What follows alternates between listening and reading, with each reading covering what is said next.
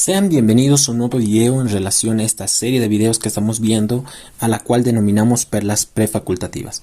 Mi nombre es Álvaro Pascual Ticonamani, soy el tutor de esta clase, docente de biología y también de anatomía para el proceso de admisión de la Universidad Mayor de San Andrés, para las carreras de medicina, enfermería, nutrición y tecnología médica. Y también para, por ejemplo, la carrera de odontología, que también ingresa este tema, y también la carrera de biofar, que también es importante que conozca este tema, ¿no? Y otras universidades, por ejemplo, la Universidad Pública del Alto. Sin nada más que decir, todo aquel que quiera aprender sobre transporte de membrana es lo que más o menos vamos a hablar en esta perla prefacultativa, el tema en el cual nos vamos a abocar. Sean bienvenidos en este video. Sin nada más que decir, pues comencemos con el video. Bueno chicos, para comenzar, recordemos que en la anterior perla prefacultativa hemos hablado de una de las propiedades de la membrana plasmática, que era la fluidez. Hemos visto bailar al fosfolípido, a realizar flexiones, rotación y demás, ¿no? Ahora vamos a ver la segunda propiedad de la membrana plasmática, que es la permeabilidad, como dice su texto, pero más correctamente nosotros vamos a hablar de la semipermeabilidad, ¿ok? Porque recordemos que la membrana plasmática deja pasar algunas sustancias y otras no, entonces por eso más propiamente debemos hablar de un proceso de semipermeabilidad. Ahora bien, para que podamos entender los gráficos o la siguiente diapositiva, debemos entender estos conceptos muy bien. Entonces voy a tratar de aclarar en base a esta diapositiva estos dos conceptos que ustedes deben entender muy bien, ¿ya? Empecemos con esto, que es el gradiente de concentración. ¿Qué entendemos por gradiente de concentración? Nosotros, chicos, debemos manejar al gradiente como sinónimo de diferencia, ¿ok? Entonces traducimos esa palabra en diferencia de concentración. Recordemos que, por ejemplo, va a haber una sustancia mayor en un lugar por un lado de la membrana y también una sustancia menor. Lo normal, lo que el cuerpo humano o cualquier sistema biológico quiera hacer, es igualar las concentraciones. Pero para que se entienda mucho mejor, para que entendamos con un ejemplo, por ejemplo, el gran poder. Las personas toman, beben y demás. Si es que ahorita yo les pregunto a ustedes si es que tienen algún grado de alcohol en sus células, estoy seguro que nadie tiene, está estudiando y demás, no está trabajando y todo eso. Entonces, dentro de la célula no habría nada de alcohol. Pero ¿qué pasa si es que van al gran poder, van al carnaval y demás y les invitan alcohol? Pues va a aumentar la concentración por fuera de la célula, en el espacio extracelular. Y por gradiente de concentración, es decir, esa diferencia de concentración va a querer ingresar dentro de la célula al espacio intracelular. Si es que lo realiza de donde hay más hacia donde hay menos, estamos hablando de un gradiente de concentración a favor. Es decir, esta sustancia está pasando a favor de un gradiente de concentración. No utiliza energía porque está pasando de donde hay más hacia donde hay menos, ¿ok? Pasemos con otro concepto que es lo mismo pero totalmente contrario, ¿ok? Que es en contra de un gradiente de concentración. En biología también existe este proceso de donde hay menos quiere ir hacia donde hay más. Yo les coloco en clase el típico ejemplo de que ahorita las clases generalmente vienen estudiantes entre 20, 25 estudiantes, pero cuando ya es época del examen, todos se animan a estudiar, todos empiezan a leer, entonces las clases son súper llenas. Entonces el aula va a colapsar, ¿verdad? Van a haber muchos estudiantes y que yo quiera seguir metiendo estudiantes, meter estudiantes, me va a costar cada vez más, entonces voy a gastar más energía. Entonces va de donde hay menos a donde hay más, ¿ok? Entonces ahí estamos hablando de ir en contra de un gradiente de concentración, ¿ok? Entonces este concepto debe quedar muy pero muy claro. El típico ejemplo del gradiente en contra es esto de acá, la bomba de sodio-potasio ATPase. Para que nosotros estemos vivos, chicos, debe haber una concentración adecuada de iones dentro de la célula y fuera de la célula, ¿ok?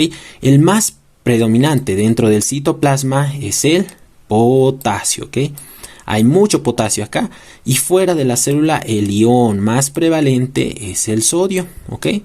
Pero recuerden que también hay concentraciones mínimas de potasio fuera de la célula, un poquito, y también dentro de la célula también tenemos un poquito de sodio, ¿ok? Hay una cantidad mínima de sodio. Esta concentración debe mantenerse día a día, momento a momento, porque gracias a esa concentración, así dentro de la célula mucho potasio y fuera de la célula mucho sodio, es que nosotros estamos vivos. Entonces, ¿qué es lo que pasa, chicos? ¿Qué es lo que nosotros tenemos que entender? Que existen bombas que realicen este proceso de ir en contra de un gradiente de concentración, como por ejemplo la bomba de sodio-potasio ATPase, ¿ok? Entonces, ¿qué es lo que pasa? Este pequeño sodio se une acá, este transportado de membrana y lo saca, está yendo en contra contra de donde hay menos hacia donde hay más, en contra de un gradiente de concentración. ¿Cuánto saca? Saca 3 iones de sodio, ¿ok? Entonces 3 iones de sodio son sacados. ¿Y qué es lo que pasa con el potasio? El potasio debe ingresar a donde hay más, es decir, tenemos que seguir tacleando dentro de la célula más potasio.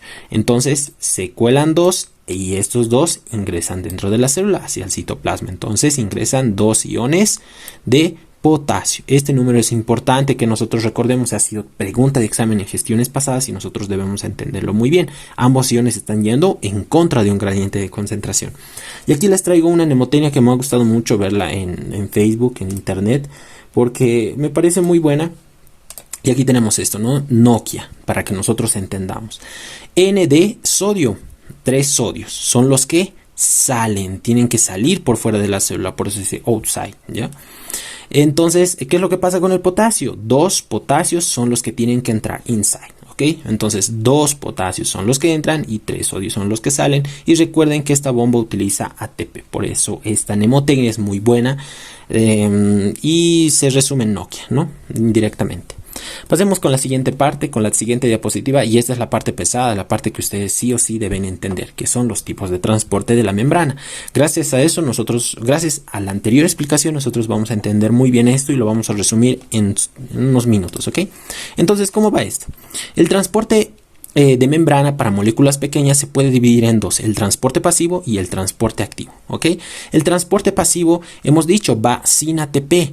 Entonces, si no utiliza ATP, va a favor de un gradiente de concentración, es decir, va de donde hay más hacia donde hay menos. Tenemos dos ejemplos en el transporte pasivo: la difusión simple, que no utiliza ningún tipo de transportador. Por ejemplo, ahí tenemos el alcohol, el oxígeno, que no necesitan transportador, porque si tuvieran transportador, en algún momento se satura o se bloquea y las personas morirían, por ejemplo. Pero el oxígeno pasa libremente a la membrana porque es lipofílica, y también el etanol se puede mezclar con las grasas, entonces también es lipofílica, ¿no?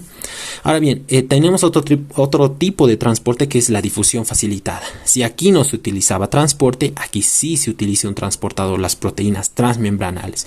Tenemos dos ejemplos: los canales iónicos y las permeasas. Los canales, tal cual dice la palabra, son como canales de agua. Si es que está pasando por acá un río y yo abro un surco, entonces estoy creando un canal por donde van a pasar los iones, ¿no? Van a pasar la membrana. Entonces son moléculas hidrofílicas que tienen afinidad por el agua, no lipofílicas. Y las permeasas son igual, proteínas transmembranales que cambian de conformación. Es una clasificación relativamente nueva. ¿Qué pasa con el transporte activo? Este va en contra de un gradiente de concentración, y recuerden, si vamos en contra tenemos que gastar ATP, ¿ok? Entonces es con gasto de ATP, con el gasto de adenosín trifosfato. ¿Qué pasa acá? También se divide en dos: un transporte primario y un transporte secundario, ¿ok? Aquí se utilizan las famosas ATPasas, es decir, enzimas que degradan el ATP, y en el secundario utilizamos lo que es la energía que hemos utilizado en el primario, por eso se llama secundario, ¿ok? Los típicos ejemplos: el ya explicado, la bomba de sodio-potasio ATPasa, que ya lo hemos explicado con anterioridad. Tenemos otros ejemplos, ¿no? La bomba de protones, la bomba de calcio, la glucoproteína P, que lo vemos en farmacología, por ejemplo. La bomba de sodio-potasio ATPasa lo hemos visto, ¿no? Sacamos el sodio a donde hay más y el potasio lo ingresamos a donde hay más también, ¿no? Entonces gastamos ATP. ¿Y qué pasa en el secundario? Porque la mayoría no entiende esto del antiporte y el sinporte. Pasa como esto de acá, ¿ya? Recuerden que el sodio, y así se los dejo en claro, es un contrabandista, ya eso siempre les digo a mis estudiantes para que lo recuerden. El sodio es un contrabandista. ¿Qué es lo que pasa? Ya que el sodio tiene esa facilidad, recuerden que la membrana plasmática es así: aquí hay mucho sodio y aquí hay poquito sodio dentro de la célula. ¿Qué es lo que va a tender a hacer el sodio? Va a querer ingresar.